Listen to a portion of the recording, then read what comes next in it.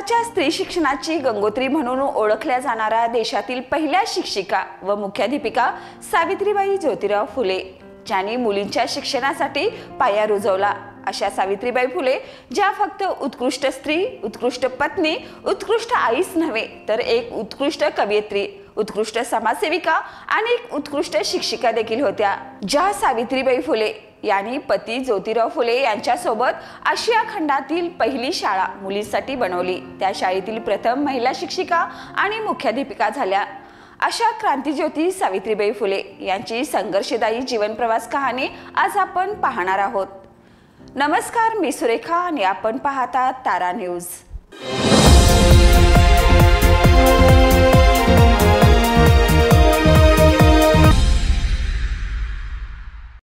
सावित्रीबाई यांचा जन्म सातारा जिल्ह्यातील खंडाळा तालुक्यातील नायगाव येथे 3 जानेवारी इसवी सन 1831 रोजी झाला। आईचे नाव लक्ष्मीबाई तर वडिलांचे नाव खंडोजी नेवसे पाटील होतं। त्यांचे वडील गावचे पाटील होते। स्त्री स्वातंत्र्य नसलेल्या समाजात व काळात सावित्रीबाईंचा जन्म झाला। सावित्रीबाई या 9 वर्षाच्या असताना इसवी सन 1840 मध्ये त्यांचा विवाह 13 वर्ष वयाच्या महात्मा ज्योतिबा फुले यांच्याशी झाला। सावित्रीबाई फुले यांचे पती ज्योतिराव फुले हे स्वतः एक महान विचारवंत, कार्यकर्ते, समाज सुधारक, लेखक, संपादक आणि क्रांतिकारक होते। परंतु सावित्रीबाई स्वतः शिकलेल्या नव्हत्या। लग्नानंतर ज्योतिबा यांनी सावित्रीबाई फुले यांना लिहायला आणि वाचायला शिकवलं। त्यावेळी मुलींची अवस्था अत्यंत बिकट होती, त्यांना लिहायला वाचायला परवानगी नव्हती। ही पद्धत मोडण्यासाठी व स्त्री शिक्षणाची पद्धत रुजवण्यासाठी 1 जानेवारी 1848 रोजी पुण्यामध्ये बुधवार पेठेत भिडेवाड्यात मुलींसाठी पहिली शाळा ज्योतिबा फुले आणि सावित्रीबाई यांनी सुरू केली। भारतातील मुलींसाठी शाळा सुरू होणारी ही पहिली शाळा होती व सावित्रीबाई फुले या पहिल्या देशातील महिला शिक्षिका बनल्या। सावित्रीबाई यांच्या शाळेत सुरुवातीला फक्त 6 मुली असायच्या, पण 1848 अखेर ही संख्या 40 ते 45 पर्यंत पोहोचली। स्वतः सावित्रीबाई फुले या मुलींना शिकवण्यासाठी शाळेत जात असत, पण हे इतकं सोपं नव्हतं। त्यांना लोकांच्या अनेक विरोधाला, त्यांच्या तिरस्काराला सामोरे जावे लागले। त्यांना लोकांकडून सातत्याने अपमान सहन करावा लागला। सावित्रीबाई फुले शाळेत जात असताना स्त्री शिक्षणाच्या विरोधात त्यांच्या अंगावर कचरा, दगडफेक, चिखल, शेण फेकून मारत असत। एवढा विरोध आणि इतकी संकट असूनही सावित्रीबाई फुले यांनी हार मानली नाही अथवा माघार घेतली नाही आणि महिलांचे शिक्षणाचे कार्य चालूच ठेवले।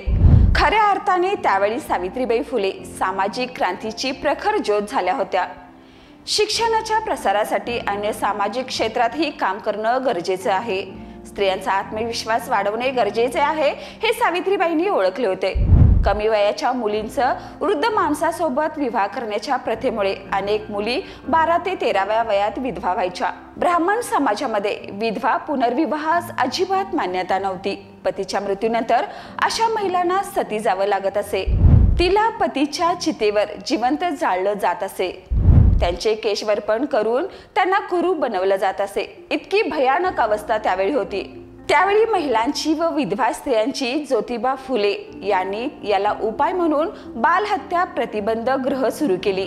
कारण त्यावेळी विधवा गरोदर असल्या तर त्यांना आत्महत्या कराव्या लागत होत्या अथवा भ्रूण हत्या करत होत्या।